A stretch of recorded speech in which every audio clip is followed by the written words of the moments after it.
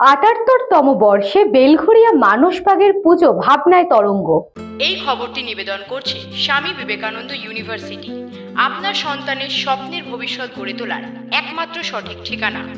বেলঘরিয়া মানসবাগ সার্বজনীন দুর্গা উৎসব পুজো কমিটি দেখতে দেখতে ৭৮তম বর্ষে পদার্পণ করল। এবছর ৭৮তম বছরে পুজোর ভাবনায়, পরিকল্পনায়, উপস্থাপনায় তরঙ্গ। বেলঘরিয়া মানসবাগ প্রতি বছরই নতুন নতুন ভাবনা নিয়ে তাদের মণ্ডপ সজ্জা গড়ে তোলেন।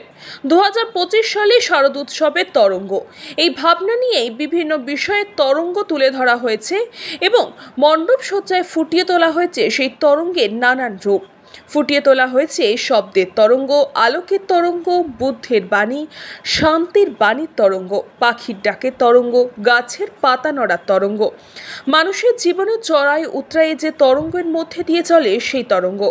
সম্পূর্ণ মণ্ডপটি নির্মিত হয়েছে পরিবেশ বান্ধব ভেষজ রং ব্যবহারের মধ্যে দিয়ে।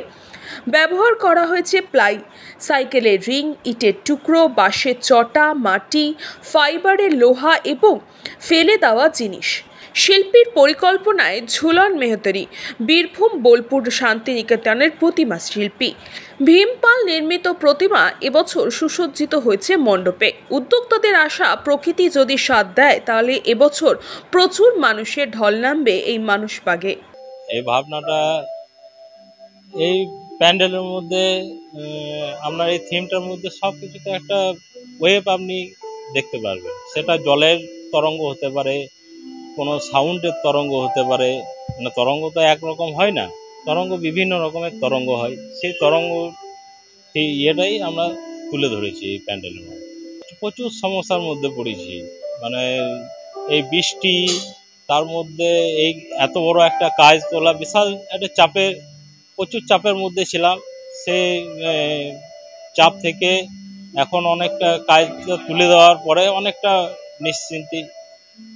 নিশ্চিন্ত হতে পারলাম। হ্যাঁ, 2025 সালে মানসবাগ সার্বজনীন দুর্গোৎসব পুজো কমিটি ৭৮তম বর্ষে পদার্পণ করলো।